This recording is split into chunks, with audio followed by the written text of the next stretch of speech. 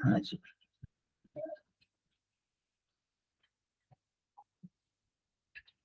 ठीक है।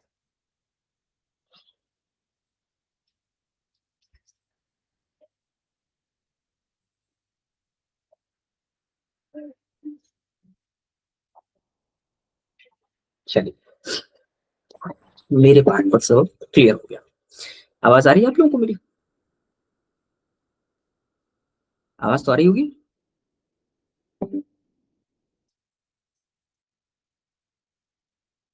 हाँ जी, ओके, बस ठीक है। हम लोग सीपीसी में क्या पढ़ रहे थे? मैंने आपको कल सीपीसी के नेचर के बारे में बताया और सेक्शन 2 में हम लोग पहुंच गए थे। और सेक्शन 2 की सबसे इंपॉर्टेंट डेफिनेशन आपसे मेंस में हमेशा पूछी जाएगी, कई बार। मतलब it is a classical question and it is very important question. Decree के बारे में ऐसा क्या है, डिक्री में कितने क्वेश्चंस पूछे जाते हैं? Let us understand what does it mean bye decree. Decree की डेफिनेशन आपके सेक्शन 2 सब सेक्शन 2 में प्रोवाइडेड है सीपीसी के। We discussed what does it mean by the definition clause. Generally, every statute is having a definition clause, and the definition clause purpose of the definition clause is to stop the repetition of that particular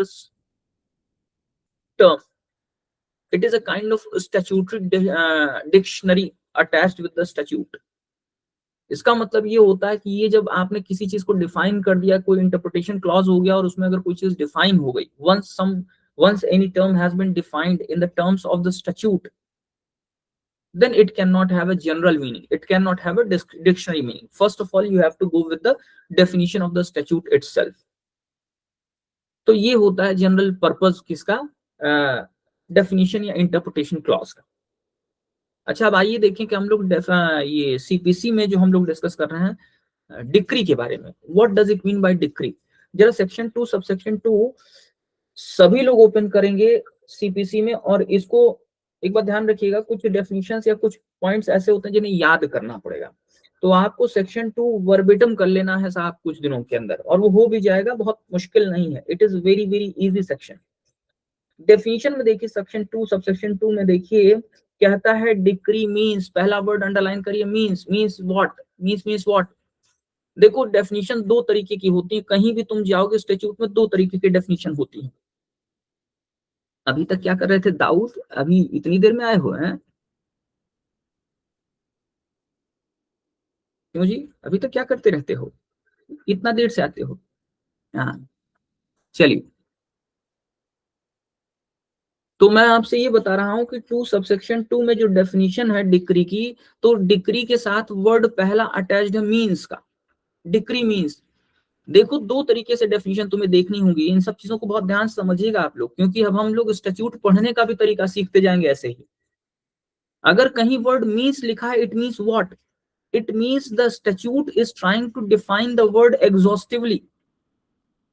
no need to add और diminish the meaning of that term. जितना लिखा है उतना मतलब होगा। Means का मतलब exhaustive. तो डिक्री मींस एग्जॉस्टिवली डिफाइन कर रहा है डिक्री को। डिक्री का क्या मतलब हुआ भाई? कहता है decree means the formal expression of an adjudication. अच्छा, फॉर्मल का मतलब क्या होता है पहले तो ये बताओ, what does it mean by formal? जल्दी बोलो, टाइम नहीं है इतना।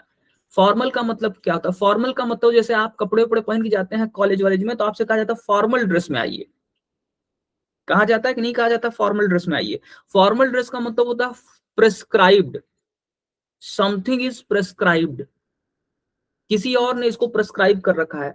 तो decree means the formal expression, कहीं ऐसा एक्सप्रेशन है जो फॉर्मली डिस्क्राइब्ड है, प्रेस्क्राइब्ड है।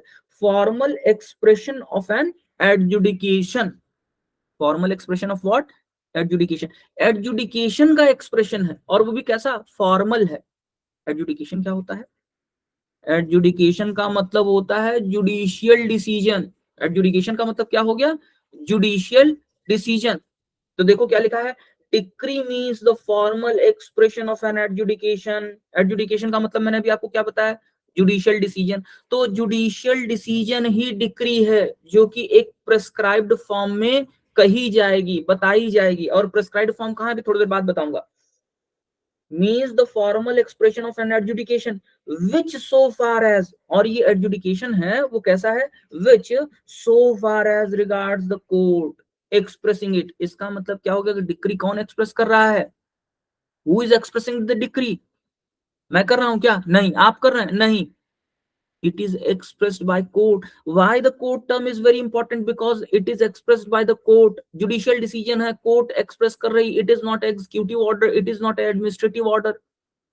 कोई सबऑर्डिनेट अपने, जैसे पुलिस ऑफिसर एसपी है, सस्पेंड कर दे कांस्टेबल को, क्या ये जुडिशियल ऑर्डर है क्या, डिक्री है क्या, नहीं है।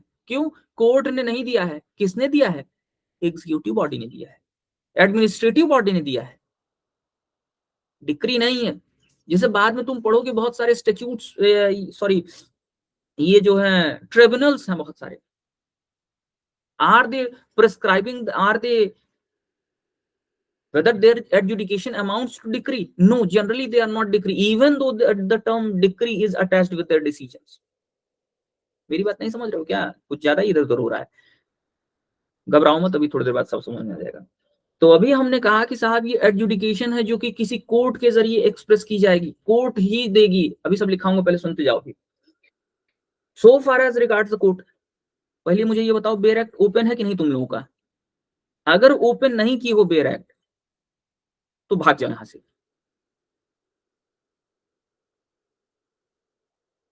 पेंसिल लेके घुमाते रहना बेयर एक्ट पे, पेन बन लेके अपना, कहानी नहीं चल रही है ना।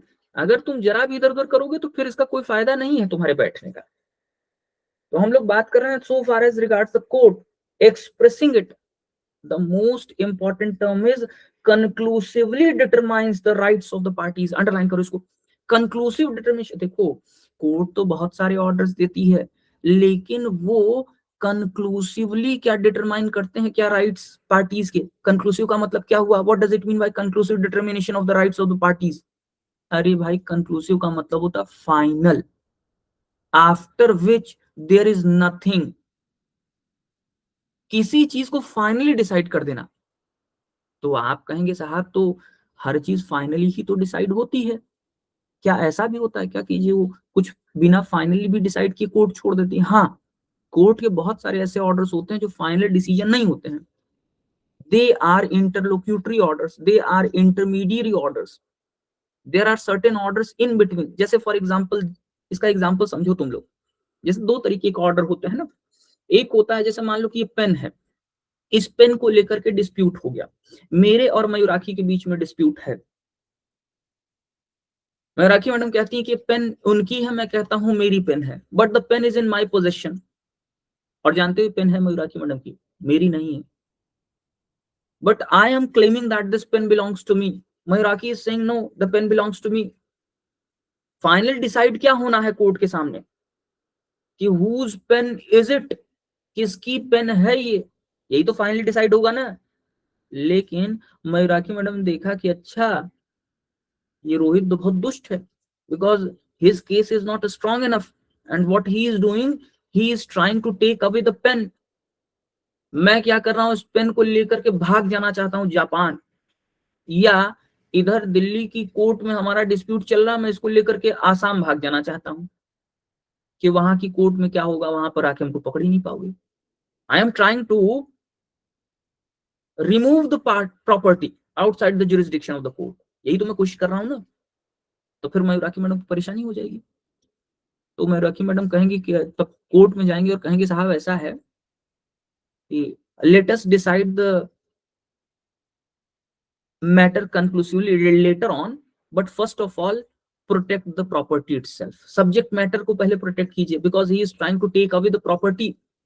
तो अगर वो प्रॉपर्टी लेकर भाग जाएगा तो डिसाइड क्या करेंगे आप, तो कोर्ट सबसे पहले क्या कहेगी, वो ये कहेगी कि प्रिवेंट, द कोर्ट में issue injunction against me, preventive order pass कर देगी, फाइनल नहीं होगा।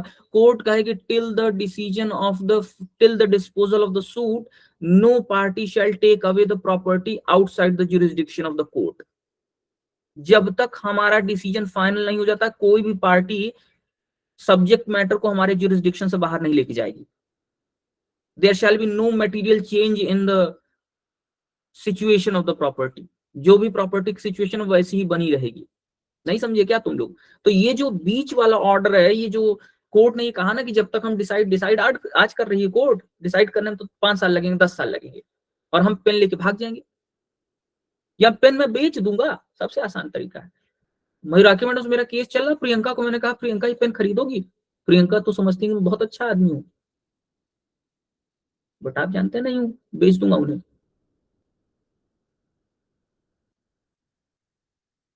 प्रॉपर्टी चली गई ना कहीं से कहीं, परेशान कौन होगा? मयूराक्षी। तो ये जो इन बिटवीन ऑर्डर है, इसको हम कहते हैं इंटरलोक्यूटरी ऑर्डर्स। तो ऐसे ऑर्डर्स डिक्री नहीं होंगे।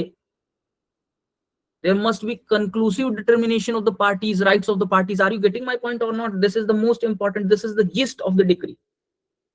If there is no conclusive determination, there is no decree. अगर कंक्लूसिव डिटर्मिनेशन नहीं हुआ तो डिक्री नहीं है।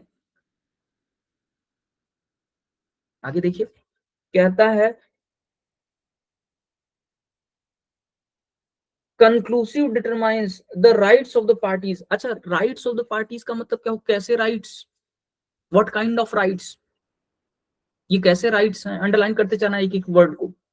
ये राइट्स नॉर्मल राइट्स नहीं है। These rights are not procedural rights, these rights are substantive rights. For example limitations related right. अच्छा, कल मैंने आपसे क्वेश्चन पूछा था लिमिटेशन एक्ट प्रोसीजरल है कि सब्सटेंटिव है, तो आप उल्टा सीधा मुझे जवाब देने लगे थे।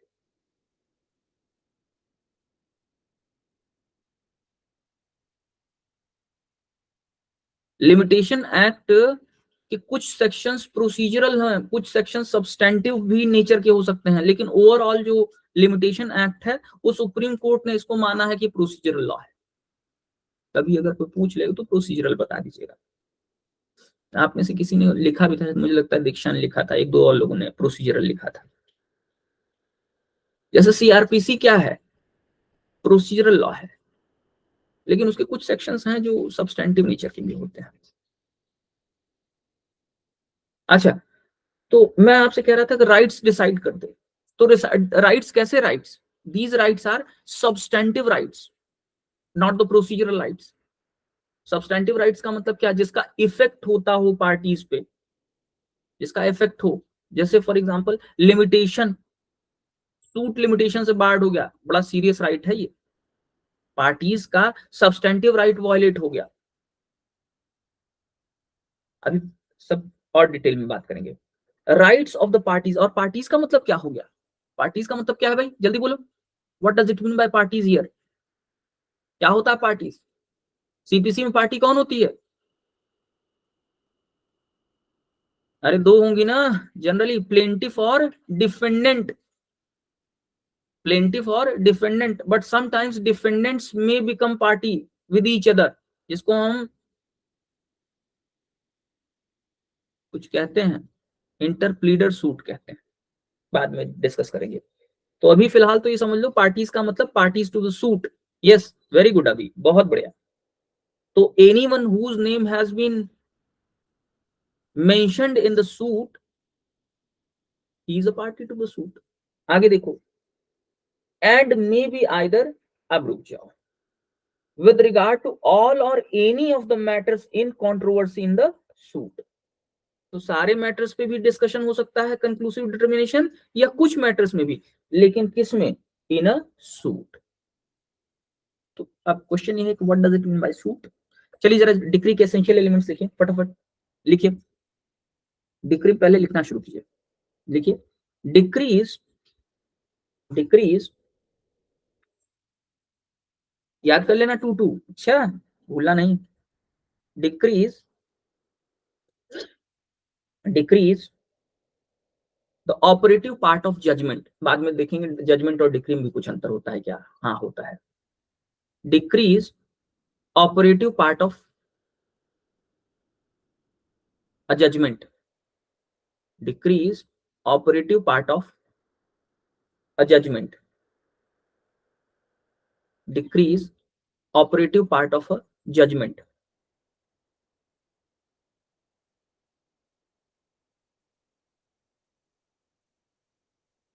फुल स्टॉप दे के आगे लिखो, following are the essential elements of the decree.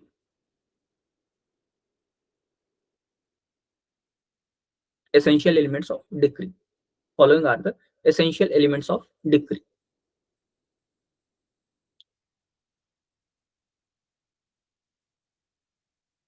पहला पॉइंट लिखो, पहला पॉइंट लिखो, लिखो there must be a suit, there must be a suit, there must be a suit। दूसरा लिखो there must be an adjudication in such suit, there must be, ये सब याद कर लेना तुम लोग, डिक्री की डेफिनेशन ऐसे ही याद हो जाएगी। there must be an adjudication in a suit, there must be an adjudication in the suit। Shivam नहीं है क्या यार, शिवम चला गया है क्या, ये कहां से चला गया, होगा जाने दीजिए। There must be an adjudication in the suit, there must be an adjudication in a suit.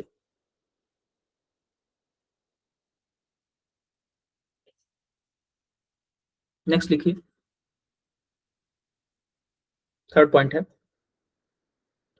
The adjudication, the adjudication must have determined, must have determined the rights of the parties, must have determined the rights of the parties,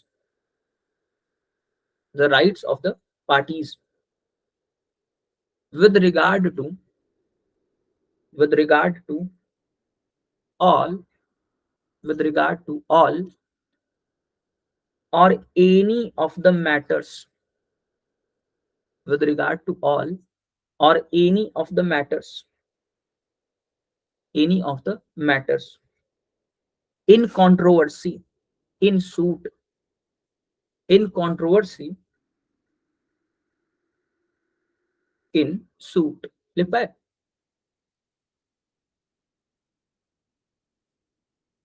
in controversy in suit, लिख पाए कि नहीं लिख पाए आप लोग।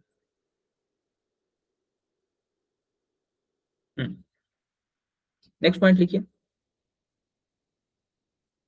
सच determination must be of conclusive nature. ये सबसे इंपॉर्टेंट है, ये सबसे इंपॉर्टेंट पॉइंट है। अगर तुमने डिक्री की डेफिनेशन में कंक्लूसिव नहीं लिखा वर्ड तो ये समझना 0 नंबर मिलेगा।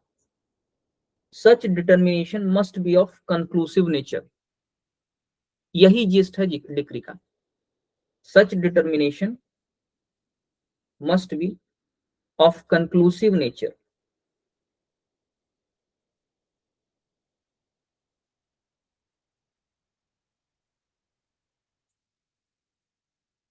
अगला लिखिए,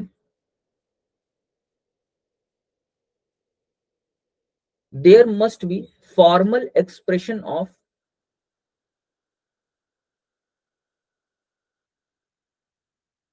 there must be formal expression of, formal expression of the adjudication.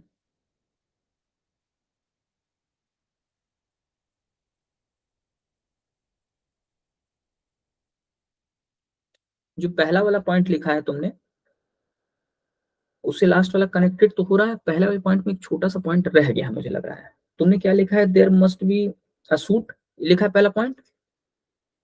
दूसरा पॉइंट क्या लिखा है, देयर मस्ट बी एडजुडिकेशन। तो एडजुडिकेशन के आगे एक छोटा सा और पॉइंट लिख लो, there must be an adjudication by the court, वो कंप्लीट कर दो उसको। There must be adjudication by court, by the court आगे जोड़ दो उसे, थोड़ा सा ज्यादा ठीक हो जाएगा।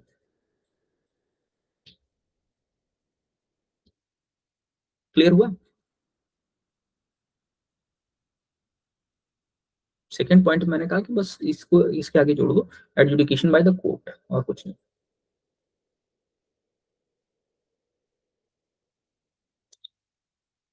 क्या सीन है श्वेता तुम्हारा, लिख रही हो? चलो ये तो हो गया। हम्म,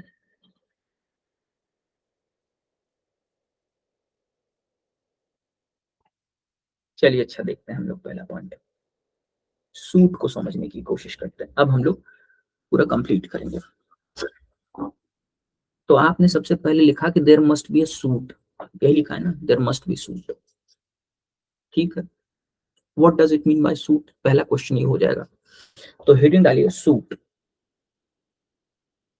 देयर मस्ट बी सूट है, इसी में सूट को एक्सप्लेन कर देते हैं, SUIT सूट। क्या होता है सूट? आवाज तो क्लियर आ रही है सबको? आवाज तो आ रही है?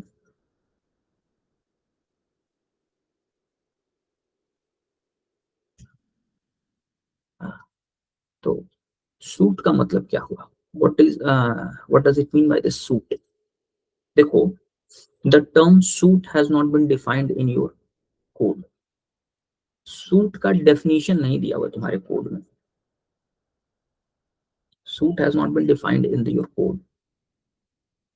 लेकिन एक बहुत फेमस केस हुआ, प्रीवी काउंसिल का case, Hansraj versus Dehradun tramway case.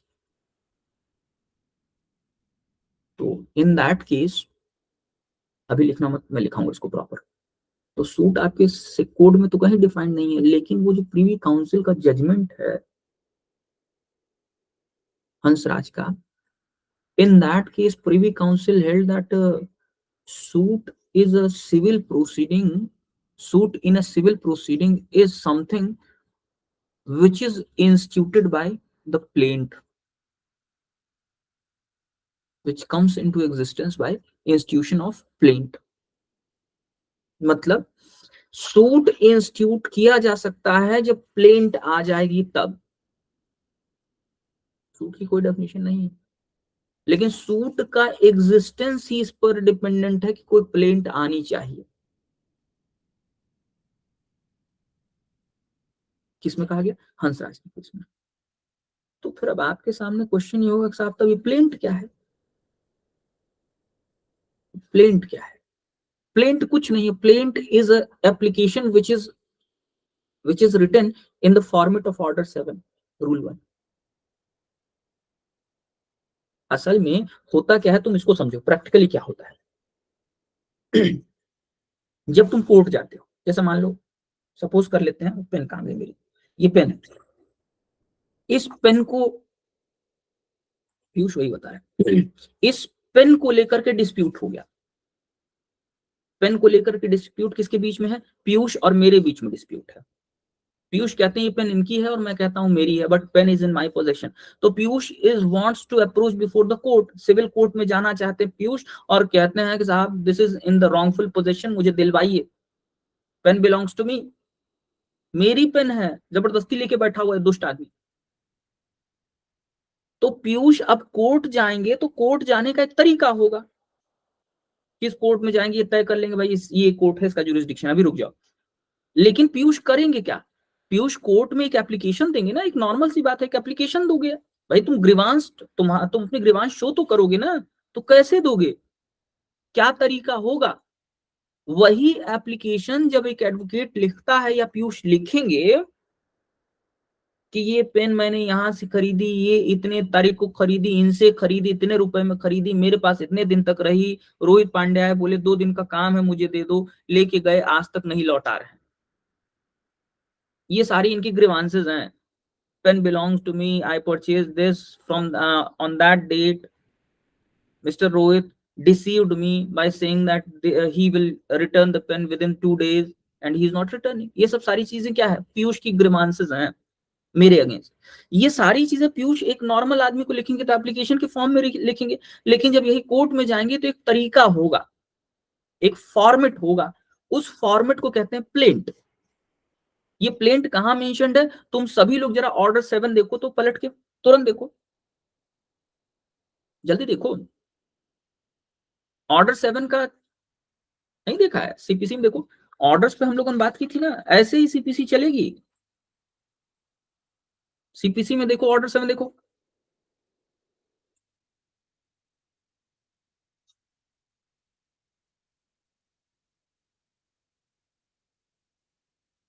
दिखा आप लोगों को? हाँ, तकलीफ हो रही होगी, मैं समझ रहा हूँ, क्योंकि बार बार आप कहेंगे साहब इसको ओपन करें, हम तो जानबे ही नहीं करते कहाँ है, खोजने में टाइम लगता है। लगने दीजिए, यही तो हमें करना है, ऐसे तो टाइम पास होता है हमारा। देखिए प्लेंट लिखा हुआ ऑर्डर 7 में, और रूल 1 उसका देखिए क्या कहता है, particulars to be contained in the plaint.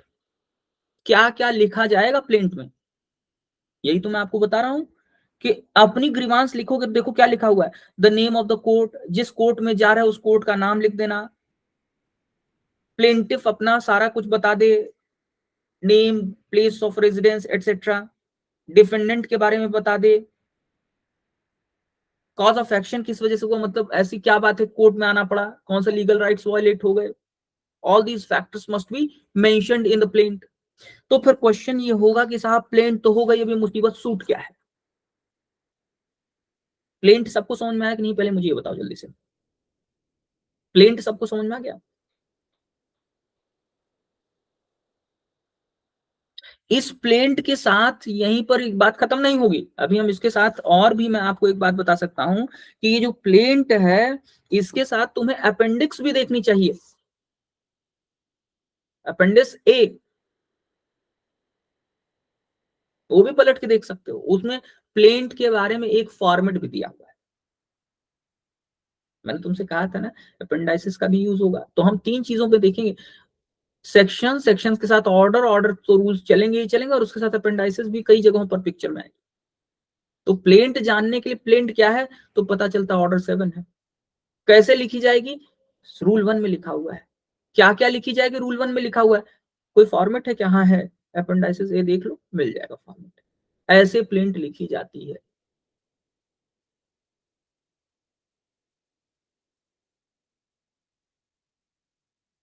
Now this is the situation of the plaint. Now what about the suit? अब सूट क्या मुसीबत है? सूट कोई मुसीबत नहीं, suit is easiest thing. You approach before the court, plain print लिख के गए ना अपनी एप्लीकेशन, एप्लीकेशन लिख के गए, और उसके बाद कोर्ट में जब जाओगे तो यू हैव टू एक्चुअली पे the court fee, court fees वगैरह दोगे। जब कोर्ट फीस दे दोगे, अब ध्यान सुनो मेरी बात, कोर्ट फीस दे दोगे और कोर्ट क्या करेगी, कोर्ट में जो रजिस्ट्रार होता है वो आपकी प्लेंट को ले लेगा, समझ गए, और सारी चीजें देख लेगा कि भाई आपकी प्लेंट जेन्युइन है कि नहीं है, एक बार की देख लेगा सारी रिक्वायरमेंट्स फुलफिल हुई कि नहीं, टिकट लगा, कोर्ट फीस लगी, सब कुछ है कि नहीं है प्रॉपर, डिफेंडेंट का नाम है, प्लेंटिफ का नाम है कि नहीं है, सब कुछ देख लिया ना। जब देख लिया तो उसी को रजिस्टर कर देगा। जैसे मान लो कि आज की डेट है, आज 2 मार्च है, आज की डेट में अगर प्रियंका चली जाए या पीयूष चले जाएं मेरे अगेंस्ट सूट फाइल करने के लिए, तो प्लेंट लिखेंगे, ले जाके कोर्ट में देंगे, court when accepts the plaint, registrar के पास, अभी कोर्ट में नहीं पहुंचे हो तुम, जज के पास नहीं पहुंचे हो, रजिस्ट्रार उसको एक्सेप्ट करेगा। ये सारी चीजें लोकल लेवल पे होती हैं, वो जो एडमिनिस्ट्रेटिव काम है वो एक्सेप्ट करेगा, और वहीं पर लिख देगा 02, और सुबह 10 ही बजे पहुंच गए ये पीयूष, तो 10 ही बजे पहुंच गए तो पहला केस है, समझ रहे हो? तो 02, और इस साल का जो केस होगा वो क्या हो सकता है कि वो ऐसा हो सकता है कि मान लीजिए कि अभी मार्च चल रहा है, अब तक 1000 केस उस कोर्ट में पड़ चुके हैं, तो अब कौन सा है 1001, तो आप क्या लिख देंगे 1001 2024, ये सूट नंबर हो जाएगा कि इस साल का ये नंबर का सूट है। समझ में आ गई बात? यही तुम जब भी देखोगे तो लिखा रहता है सूट नंबर दिस, सूट के साथ हमेशा एक नंबर होता है। कभी देखा है आप लोगों ने? सिविल कोर्ट गए हैं, देखा है सूट नंबर वगैरह, कुछ नाम हम सुना है? नहीं, इसको कहते हैं सूट नंबर। तो यही प्लेन से सूट कैसे डिफरेंट हो गई बताओ, प्लेन से सूट कैसे डिफरेंट हुई? when the plaint is registered and a number is given, suit plaint जब रजिस्टर हो जाती है, अप्रूव हो जाती है, एक नंबर दे दिया जाता है, तो यही प्लेंट क्या बन जाती है, सूट। फिर क्वेश्चन क्या है कि प्लेंट क्या है? Plaint is nothing, it is an application given to the court in the format of order 7 rule 1। आप सबको समझ में आया कि प्लेंट क्या है, सूट क्या है? तो यही बात कहीं भी सीपीसी में नहीं लिखी गई है। सूट क्या है कहीं नहीं लिखा है, सूट क्या है ये नहीं लिखा हुआ है। लेकिन जो केस का नाम था, जो केस पुराना केस था प्रीवी काउंसिल का, तो प्रीवी काउंसिल ने कहा कि suit is something which is instituted only after the presentation of plaint. मैं लिखाऊंगा, पहले भी सिर्फ सुनते जाओ। तो ये तो हो गया किसकी बात? ये कोर्ट की बात है। क्या हमारे बेयर एक्ट में भी ऐसा कुछ लिखा हुआ है क्या? हाँ जी, लिखा हुआ है, लिखा हुआ है। कहां पर लिखा हुआ है? लिखा हुआ है आपके, जरा जल्दी से सेक्शन नंबर 26 देखिएगा क्या आप लोग? देखिए सेक्शन नंबर 26, बेयर एक्ट में देखो जल्दी से, देख के बताओ लिखा हुआ है कि नहीं लिखा हुआ है सेक्शन 26। मैं भी पलट के देख लेता हूँ। सेक्शन नंबर 26 देखो, देखो लिखा है इंस्टीट्यूशन ऑफ सूट। क्या क्या देता है? Every suit shall be, underline करो उसको, shall be instituted by presentation of a plaint, underline करो। सूट कब इंस्टीट्यूट होगा? Only after the presentation of plaint. अगर प्लेंट ही प्रेजेंट नहीं हो तो सूट नहीं इंस्टीट्यूट हो सकता है। सबको ये बात क्लियर हो रही ना? Every suit shall be instituted only after the presentation of the plaint. ये बात 26 में लिखी है। हाँ लिखी हुई है। अगर तुम जरा ऑर्डर 4 में चले जाओ बेसिक सा, इंस्टीट्यूशन ऑफ सूट के बारे में, ये इंस्टीट्यूशन ऑफ सूट जो है इसके साथ ऑर्डर 4 तुमको देखना चाहिए। तुरंत जाके पलट के देखो ऑर्डर नंबर 4। मैंने कहा ना, सीपीसी इसीलिए इंटरेस्टिंग भी है, मजेदार भी है, और थोड़ा मुश्किल भी पड़ जाती है, क्योंकि आपको एक जगह नहीं रुकना है, हर जगह पलटते रहना है। अब ऑर्डर 4 26 देखा, इसी के साथ ऑर्डर 4 देखो तुरंत। सीपीसी पढ़ाने में इंटरेस्ट है, जानते हैं क्यों? क्योंकि हमेशा चीजें पलटते रहना पड़ता है, आप एक जगह नहीं रुकेंगे। ऑर्डर 4 देखिए क्या लिखा हुआ है।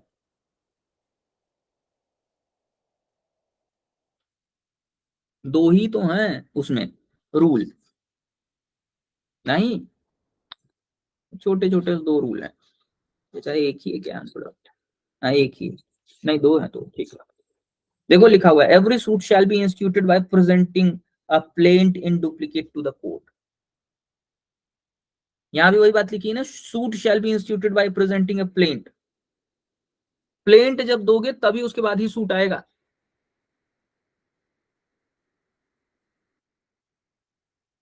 आप समझ में आ रहा है? इसका मतलब क्या हुआ कि डिक्री, डिक्री की डेफिनेशन जो तुम देख रहे हो, डिक्री समझना इसलिए मुश्किल होता है क्योंकि आखिरी की चीज पहले लिख दिया इसने।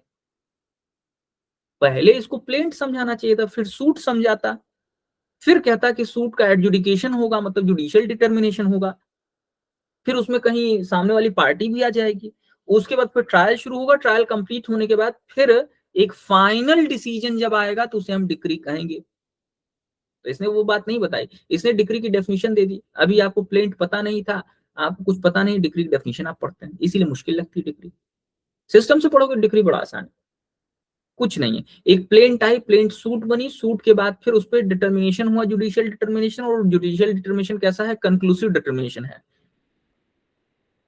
बस उस कंक्लूसिव डिटर्मिनेशन का ही नाम क्या हो जाता है? डिक्री।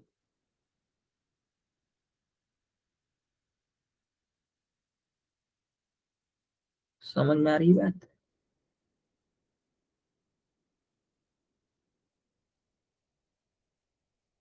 चलिए अब इसको लिख लीजिए फटाफट। लिखिए सूट के बारे में लिखिए। लिखिए in the leading judgment of Hansraj, in the leading judgment of Hansraj, in the leading judgment of Hansraj, in the leading judgment of Hansraj versus Dehradun. ये देहरादून वही जगह है जहां पर एक समय में हम लोग रहा करते थे, मतलब मैं रहता था। अच्छी जगह है, बड़ी बढ़िया जगह है Dehradun. Mussoorie, electric tramway, electric tramway, TRAMWAY,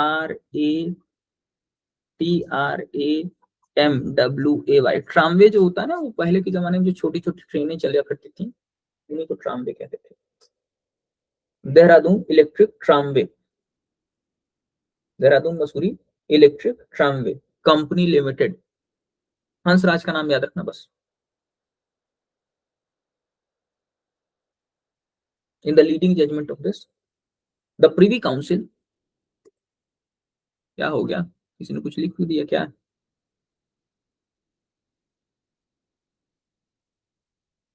अरे मेराकी मैडम, आप गुड मॉर्निंग क्यों कर रही हैं?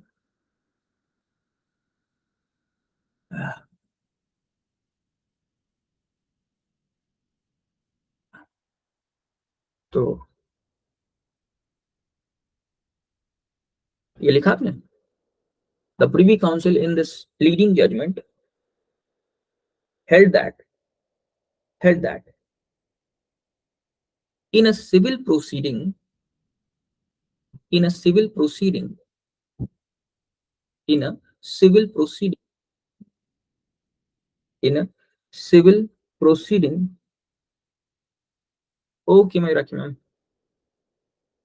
मयूराक्षी मैम दिल्ली आ रहे हैं, बहुत बढ़िया, चलिए।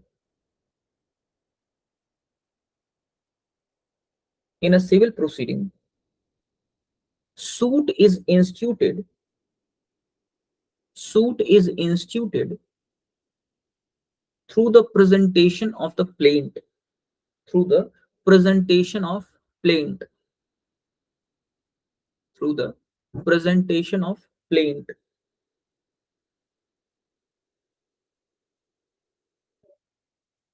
फुल स्टॉप देके देखो। It means if there is no plaint, there can be no suit, and if there is no suit, there can be no civil proceeding. सब एक दूसरे से connected.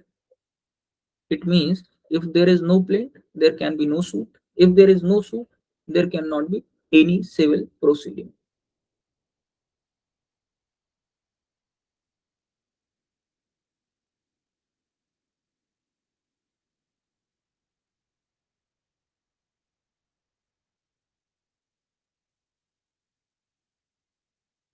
The Supreme Court, to stop the क्या लिखो, the Supreme Court in Pandurang versus Shantibai, Pandurang versus Shantibai, ये जो Privi Council का judgement था, ये तो 1933 का था, बहुत पुराना जजमेंट है। बाद में सुप्रीम कोर्ट ने, ऐसे बहुत सारे केसेस होंगे, मैं आपको सिर्फ एक लिखा दे रहा हूँ। इन पांडुरंग वर्सेस शांतिबाई, पांडुरंग का मतलब PANDURANG, Pandurang versus Shantibai, the supreme court, the supreme court has approved the definition given by the Privy Council.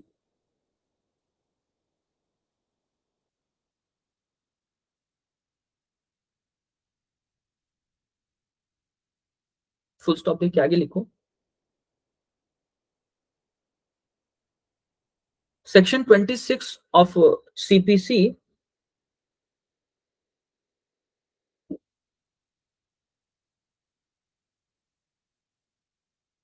section 26 of CPC, along with the order number 4 rule 1, order 4 rule 1, order 4 rule 1, along with order 4 rule 1,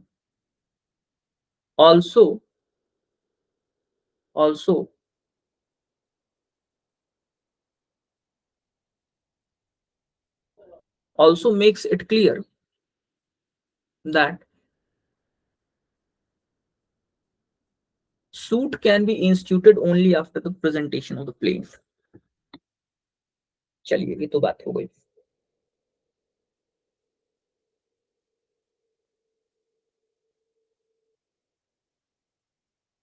लिखा आप लोगों ने?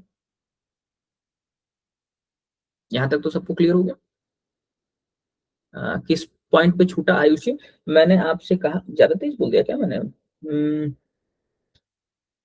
मैंने आपसे कहा कि section 26 the suit can ये किस पॉइंट पर मैंने बोल दिया? अभी क्या छूटा है आयुषी का, जरा जल्दी से बताओ, मैं समझ नहीं पा रहा हूँ। द सूट कैन मैंने कब बोल दिया है? अच्छा, the suit can be instituted only after the presentation of the plaint. हाँ हाँ हाँ हाँ, the suit can be instituted.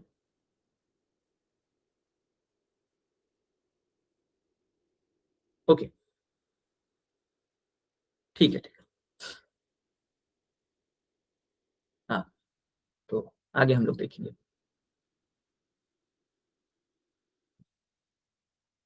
आगे देखें। अच्छा, ये तो सारी बातें हो गई। एक आपको और भी एक चीज समझ लीजिए। देखिए, सूट तो आप लोग समझ गए कि सूट की सिचुएशन ये होती है, लेकिन जानते हैं, हम ये जानते हैं कि suit can be instituted only after the presentation of the plaint. यहाँ तक तो बात क्लियर हो गई। लेकिन सर्टेन स्टैट्यूट्स होते हैं, आजकल स्टैट्यूट्स हैं अलग अलग। Sometimes the statute itself declares that the application presented under that statute shall be treated as a plaint या shall be treated as a suit itself, क्योंकि एप्लीकेशन सूट नहीं होती है जब तक कि वो प्लेंट के फॉर्म में नहीं हो। लेकिन कुछ स्टैट्यूट्स ऐसे हैं जो ये कहते हैं कि अगर इस स्टैट्यूट में एप्लीकेशन दोगे तो हम उसे सूट की तरह ट्रीट करेंगे, हम उसे सूट की तरह ट्रीट करेंगे। इसको हम क्या कह देते हैं? इसको हम कहते हैं स्टैट्यूटरी सूट। क्या बोल देते हैं इसको? इसको कहते हैं statutory suit. Suit which is prescribed in the statute itself. नहीं समझे क्या? आसान है, देखो। जनरल रूल ये है कि सिविल प्रोसीडिंग के लिए सूट होना जरूरी है, और सूट होने के लिए प्लेंट होना जरूरी है। और प्लेंट क्या है? Plaint is a kind of application which is actually presented in the manner of order 7 rule 1। तो हर एप्लीकेशन को तो सूट नहीं मान सकते हो क्योंकि प्लेंट नहीं है। लेकिन कुछ स्टैट्यूट्स ऐसे होते हैं जो ये कहते हैं कि अगर हमारे इस पर्टिकुलर स्टैट्यूट में अगर तुम आ रहे हो, जैसे हिंदू मैरिज एक्ट, अगर हिंदू मैरिज एक्ट में एप्लीकेशन दोगे तो उस एप्लीकेशन को भी सूट ट्रीट किया जाएगा। जैसे वहां एप्लीकेशन तुमने दिया रेस्टिट्यूशन ऑफ कॉन्जुगल राइट्स का, वो एप्लीकेशन है, जरूरी नहीं वो ऑर्डर 7 के फॉर्म में हो। लेकिन हिंदू मैरिज एक्ट कहता है ये एप्लीकेशन भी हम सूट की तरह ट्रीट करेंगे। तो इसका मतलब क्या हुआ? एक एप्लीकेशन भी सूट बन जा रही है। रीजन क्या है?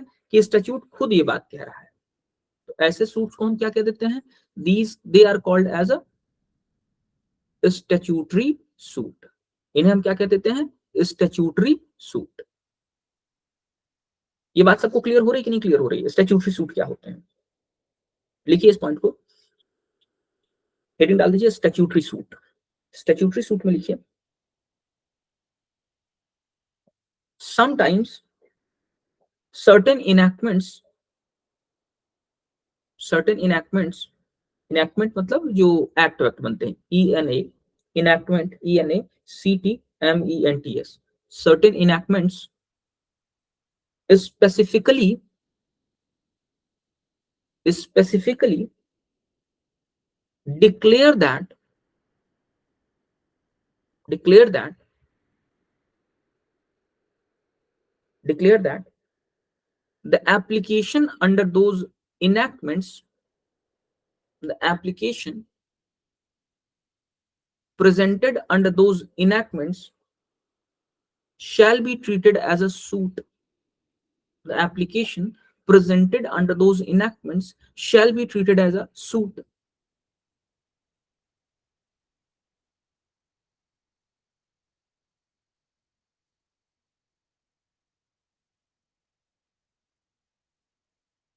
फुल स्टॉप देके लिखो, these suits are called as statutory suits. These suits are called as statutory suit. These suits are called as statutory suit.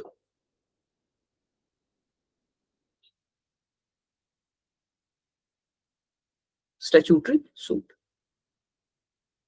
Example लिख लो। For example, Indian succession act, Hindu marriage act, land acquisition act,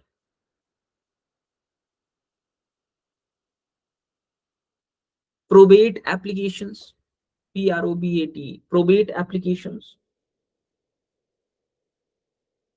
motor vehicle act, UP agriculture act, etcetera.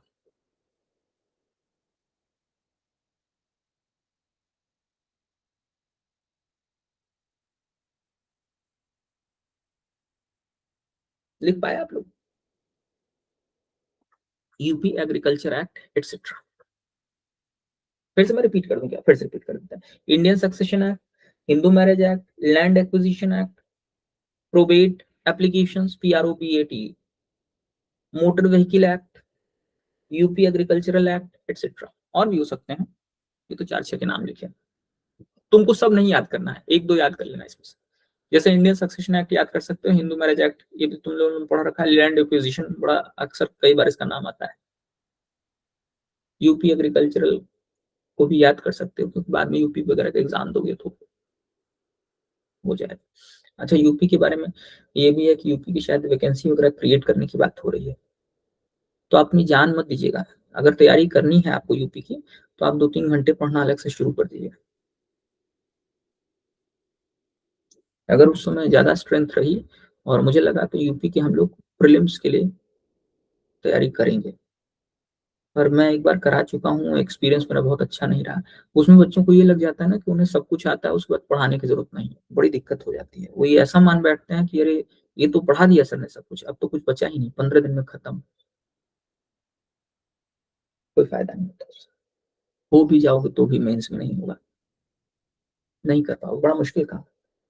पहले से तैयारी करो, पहले से, जिस भी एग्जाम के लिए कर रहे हो पहले से तैयारी करो।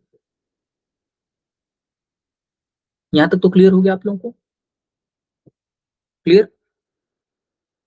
क्या हो गया जी? बोलो, कोई बोल क्यों नहीं रहा है?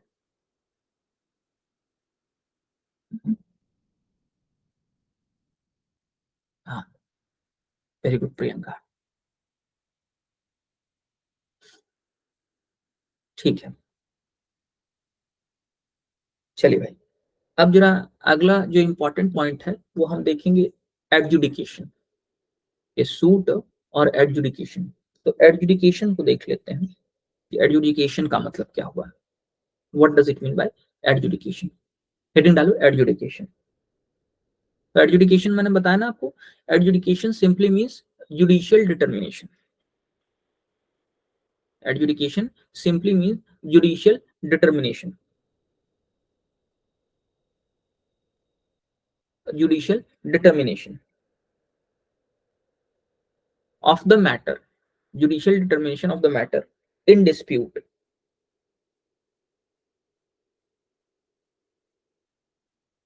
of the matter in dispute। उस टॉपिक के आगे लिखो, judicial determination of a matter implies two things, judicial determination of a matter implies two things। Number one, application of judicial mind, and number second, fair opportunities to the parties, fair opportunities to the parties। ये adjudication, इसमें दो बातें होती हैं। देखो, adjudication का मतलब होता है जुडिशियल डिटर्मिनेशन, समझे? तो जुडिशियल डिटर्मिनेशन का मतलब होता है कि जब जज किसी चीज को डिटरमाइन करे ऑफिशियल कैपेसिटी में। तो अब सवाल ये कि जुडिशियल डिटर्मिनेशन क्या होता है? तो जुडिशियल डिटर्मिनेशन का मतलब ये होता है कि देखो उसमें दो चीजें होती हैं। पहला, तो जुडिशियल डिटर्मिनेशन का मतलब ये होता है application of judicial mind. Judicial mind क्या होता है? डिफरेंट, मैं बता रहा हूं अभी। सेकेंड पॉइंट जो था वो था फेयर अपॉर्चुनिटीज टू पार्टीज। देखो जुडिशियल माइंड का मतलब क्या होता है? जुडिशियल माइंड का मतलब होता है, देखो एक ऑर्डनरी माइंड होता है और एक जुडिशियल माइंड होता है। जुडिशियल माइंड क्या होगा? इम्पार्शियल होगा। जुडिशियल माइंड इम्पार्शियल होगा। जुडिशियल माइंड हमेशा ऑब्जेक्टिव होगा। जुडिशियल माइंड एविडेंसेस के बेसिस पर बात करेगा। जुडिशियल माइंड ये ध्यान रखेगा कि पार्टीज का जस्टिस हो। आर्बिट्रेरी नहीं होगा judicial mind, judicial mind arbitrary नहीं होगा, सबसे इंपॉर्टेंट ये होता है। जैसे अभी और श्वेता के बीच में डिस्प्यूट हो गया, मैंने कहा कि नहीं हम तो अभी का फेवर लेंगे, श्वेता ने कहा सर मेरा क्यों नहीं, मैंने कहा नहीं अभी का फेवर लेंगे क्योंकि अभी जो है मुझे ज्यादा मैसेज करते हैं, मुझे ज्यादा पसंद। ये जुडिशियल माइंड नहीं, आर्बिट्रेरीनेस है, विदाउट एनी रीजन। तो जुडिशियल माइंड में दो चीजें होती हैं, कौन सी, पहला एप्लीकेशन ऑफ सॉरी ये जुडिशियल डिटर्मिनेशन में दो चीजें होंगी, application of judicial mind and second thing fair opportunities to parties. अगर फेयर अपॉर्चुनिटीज पार्टीज को नहीं मिली तो फिर किस बात का जुडिशियल माइंड, तब कहां जस्टिस हुआ। अपॉर्चुनिटी दोनों को मिलनी चाहिए, श्वेता को भी अपने पॉइंट रखने का की परमिशन हो और अभी को भी, फिर देखेंगे कौन सा ठीक है। यहां तक तो बात क्लियर हो गई, तो जुडिशियल माइंड क्लियर हो गया। तो इसीलिए एक बात, yes fair opportunities to the parties, हाँ प्रियंका यही तो है, हाँ बिल्कुल बिल्कुल यही है, fair opportunities to the parties.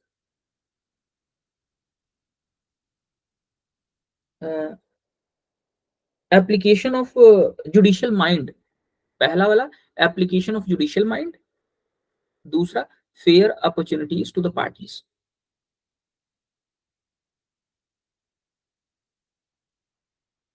जैसे हम लोग दो चीजें देखी ना, हम लोग कह रहे हैं एडजुडिकेशन, तो मैंने कहा एडजुडिकेशन में दो चीजें दिखाई देती हैं, जुडिशियल माइंड का एप्लीकेशन और दूसरा फेयर अपॉर्चुनिटीज पार्टीज को। यहां तक तो क्लियर हो गया सबको, चलिए आगे बढ़ते हैं हम लोग। अच्छा इसी पे के बेसिस पर एक छोटी सी बात अब और समझ लीजिए, ये सब क्वेश्चन पूछे गए हैं। जैसे order of dismissal due to default of parties, बाद में भी इसको पढ़ेंगे हम लोग, ऑर्डर 9 है। तो ऑर्डर 9 में जैसे डिसमिसल ड्यू टू डिफॉल्ट, मान लीजिए कि कोर्ट में सूट फाइल हो गया, कोर्ट ने कहा भाई दोनों पार्टीज आओ, किसी रीजन से दोनों पार्टीज नहीं पहुंच पाई, कोर्ट ने सूट को कर दिया डिसमिस, ये क्या है, डिसमिसल ड्यू टू डिफॉल्ट। क्या ये डिक्री होगी, ये ऑर्डर जो कोर्ट ने दिया क्या ये डिक्री होगी, शायद नहीं, क्यों, पार्टीज को अपॉर्चुनिटीज नहीं मिल पाई, फेयर अपॉर्चुनिटी दे दीजिए। हाँ राइट्स भी डिटरमाइन नहीं हुए, ये भी बात ठीक है। डीडी जो है dismissal of due to default, ये डिक्री नहीं है। इसी तरीके से अगला लिखिए, एडजुडिकेशन किसके जरिए, बाय द कोर्ट। यहाँ कोर्ट का मतलब क्या हुआ, लिखिए अगला पॉइंट लिखिए, कोर्ट, अगली हेडिंग डालिए कोर्ट, कोर्ट में लिखिए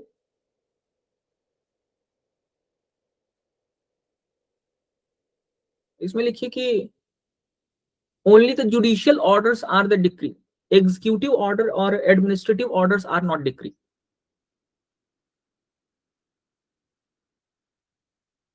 एडमिनिस्ट्रेटिव ऑर्डर और executive orders they are not decree.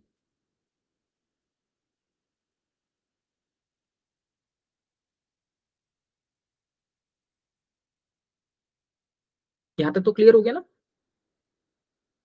यहां तक तो क्लियर हुआ।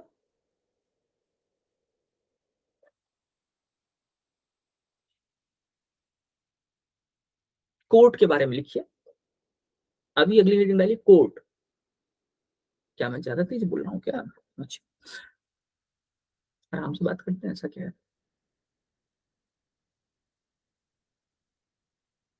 अच्छा आराम से बात करते हैं, ऐसा कुछ नहीं। अरे नहीं आयुषी, अच्छा एकदम आराम से बात करें, हाँ लिखिए, अच्छा कोर्ट के बारे में लिखिए।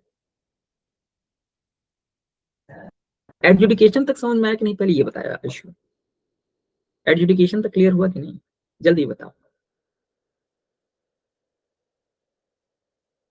हाँ तो अब कोर्ट के बारे में लिखिए, हम लोगों ने देखा ना adjudication must be by court, ये शायद सेकंड पॉइंट मैंने आपसे बोला था, adjudication must be by court, नहीं बोला था, बोला था।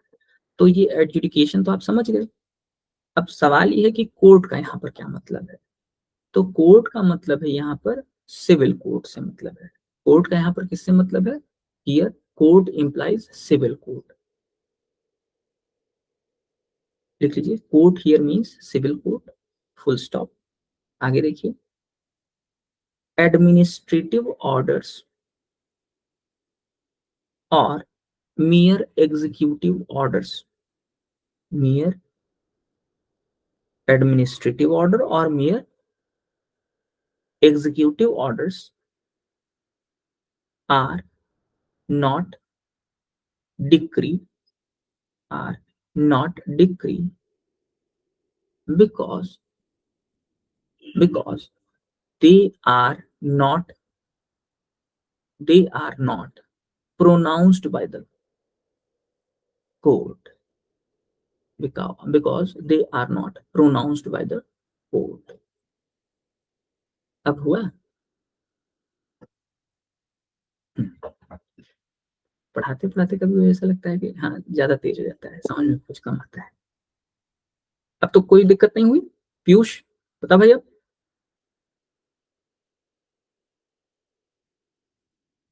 हाँ, ठीक। तो ये तो आप लोगों को समझ में आ गया होगा। इसका एग्जांपल मैं पहले ही दे चुका हूँ। जैसा मान लीजिए कि कोई एसपी है, superintendent of police, he has suspended constable, whether that order amounts to decree? No, it cannot be decree. Why? Because superintendent of police is obviously not a court।